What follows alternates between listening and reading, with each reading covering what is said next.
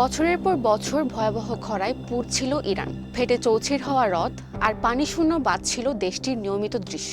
কিন্তু গত কয়েকদিনে ইরানের প্রকৃতিতে দেখা দিয়েছে নাটকীয় পরিবর্তন। গত 23 এপ্রিল 2026 তারিখে সামাজিক যোগাযোগ মাধ্যম এক্সে একটি ভিডিও ভাইরাল হয়। সেখানে দেখা যায় ইরানের শুষ্ক মরুভূমির ওপর দিয়ে পানির তীব্র স্রোত বয়ে যাচ্ছে। কিন্তু এটি নিয়ে ইন্টারনেট জুড়ে শুরু হয়েছে এক বিচিত্র তথ্যযুদ্ধ।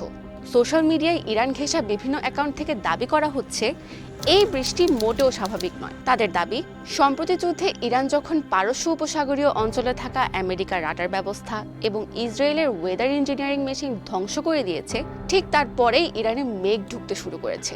বলা হচ্ছে এই উচ্চ প্রযুক্তির যন্ত্রগুলো ব্যবহার করে বছরের পর বছর ধরে ইরানের দিকে আসা মেঘগুলোকে তাড়িয়ে দেওয়া হতো। এমনকি আফগানিস্তানে অবস্থিত ইরান দূতাবাস থেকে একটি পোস্ট দেওয়া হয়, যেখানে মেঘের গতিপথকে ফুটবলার রোনালদোর বাঁকানো কিকের সাথে তুলনা করা হয়েছিল।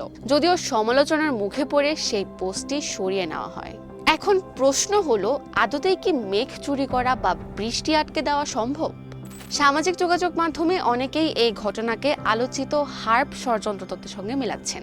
হার্প হলো যুক্তরাষ্ট্রের আলাস্কায় অবস্থিত একটি গবেষণা কেন্দ্র, যা মূলত বায়ুমণ্ডলের ওপরের স্তর বা আয়নোস্ফিয়ার নিয়ে গবেষণা করে। কিন্তু ষড়যন্ত্র তত্ত্বে বিশ্বাসীদের দাবি, হার্প আসলে আবহাওয়া নিয়ন্ত্রণ, ভূমিকম্প ঘটানো কিংবা বায়ুমণ্ডলীয় অস্ত্র হিসেবে ব্যবহৃত হয়, যদিও বিজ্ঞানে এর কোনো ভিত্তি নেই।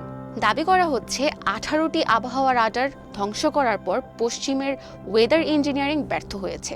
তবে বিজ্ঞানীরা বলছেন না, এটি সম্পূর্ণ একটি কাল্পনিক ও অবৈজ্ঞানিক ধারণা। ইরানের জাতীয় খরা ও সংকট ব্যবস্থাপনা কেন্দ্রের প্রধান আহাত ওয়াজিফে জানিয়েছেন, রাডার বৃষ্টি কমাতে পারে, এটি একটি ভিত্তিহীন প্রচারণা ছাড়া আর কিছুই নয়। রাডার থেকে নির্গত শক্তির পরিমাণ এতই নগণ্য যে তা মেঘের ভৌত বা রাসায়নিক প্রক্রিয়ায় কোনো প্রভাব ফেলতে পারে না। বিশ্ব আবহাওয়া সংস্থাও স্পষ্ট করেছে যে বর্তমান প্রযুক্তিতে নির্দিষ্ট ছোট এলাকায় বৃষ্টি বাড়ানো সম্ভব হলেও কোনো দেশ জুড়ে দীর্ঘস্থায়ী খরা সৃষ্টি বা বিশাল অঞ্চলের মেঘের গতিপথ পরিবর্তন করা বিজ্ঞানের দৃষ্টিতে অসম্ভব।